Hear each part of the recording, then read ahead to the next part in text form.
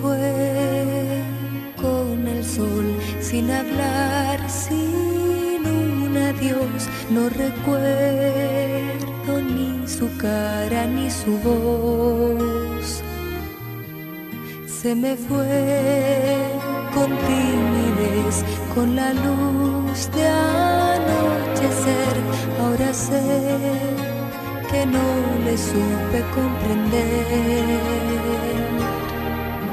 Se me fue sin avisar, no le pude acompañar a su cita con la oscuridad. Yo no sé si me extrañó, si al final me perdonó, solo sé que ya no está.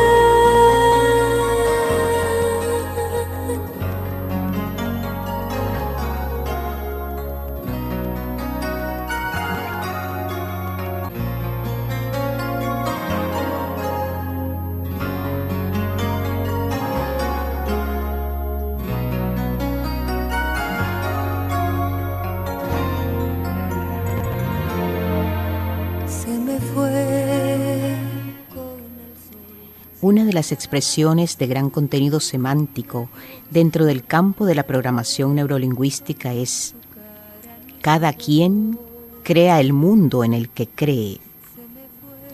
Sin duda, nuestras creencias, nuestros comportamientos, nuestras actitudes, nuestra conducta verbal, cada palabra que emitimos, forma parte del ambiente en que nos desenvolvemos, donde transcurre nuestra vida.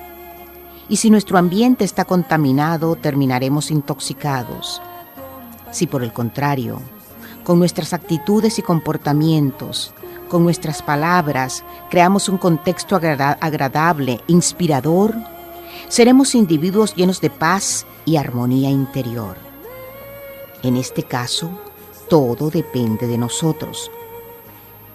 Sin embargo, en nuestro existir hay momentos, hay situaciones, hay hechos que no dependen de nosotros, hechos irremediables, ante los cuales nos sentimos impotentes.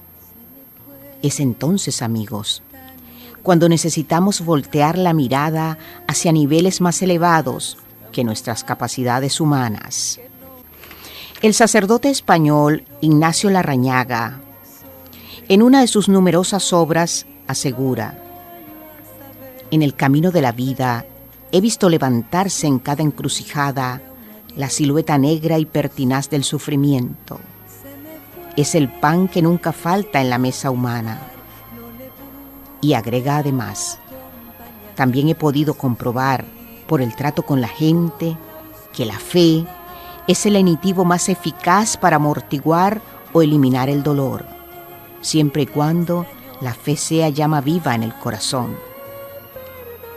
Una gran tribulación, afirma el padre Larrañaga, hace crecer al hombre en madurez y sabiduría. Pero es un proceso lento, aclara, porque la primera reacción del ser humano ante un golpe de la vida es la rebeldía y la interrogante ¿por qué? Y por lo general, las interrogantes y la protesta son dirigidas a Dios.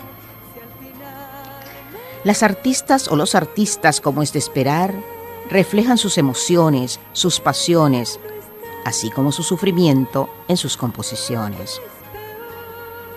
Una de las grandes figuras de las letras venezolanas, el escritor Juan Antonio Pérez Bonalde, cosmopolita, políglota, viajero de varios mundos, cuestionador de todo cuanto existe, tuvo una sola hija y convirtió a la niña en su ancla, y a través de ella el poeta encontró respuestas a todas sus interrogantes.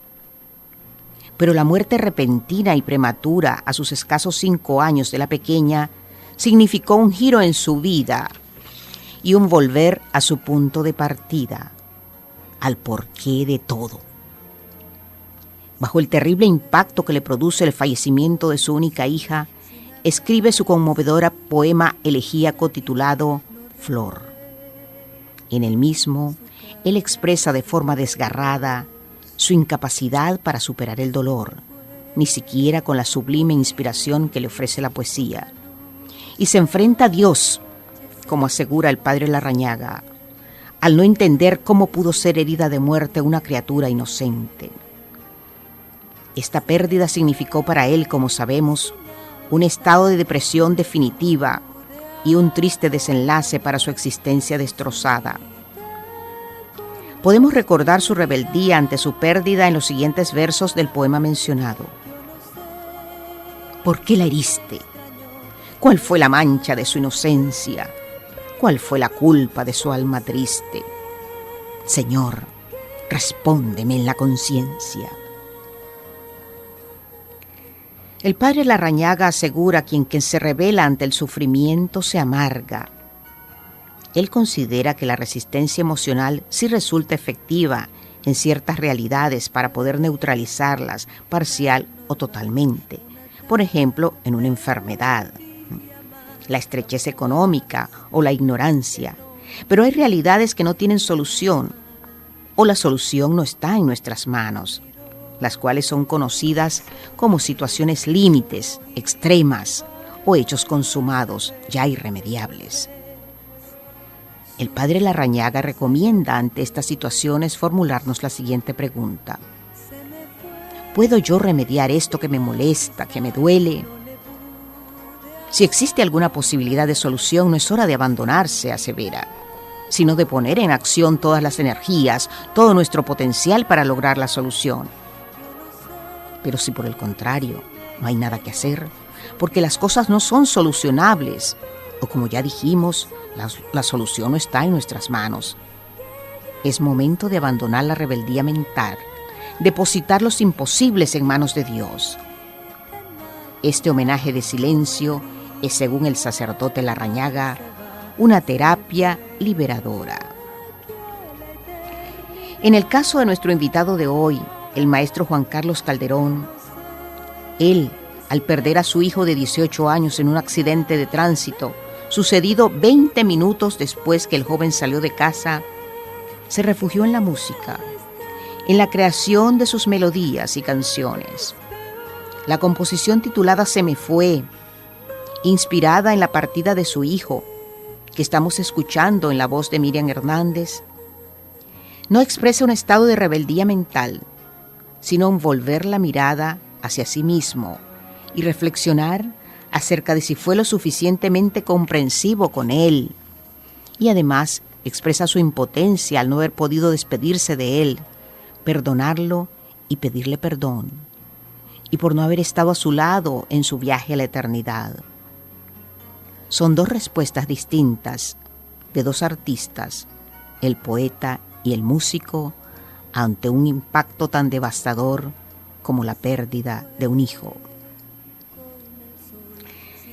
Amigos, el padre Ignacio Larrañaga, fundador de los talleres de vida y oración, encaminados a liberar a las personas de sus tristezas y angustias, a recuperar el sentido de la vida y la alegría de vivir, considera que frente a nuestra dolorosa realidad, frente a una situación que no tiene solución, tenemos dos opciones: agonizar o vivir.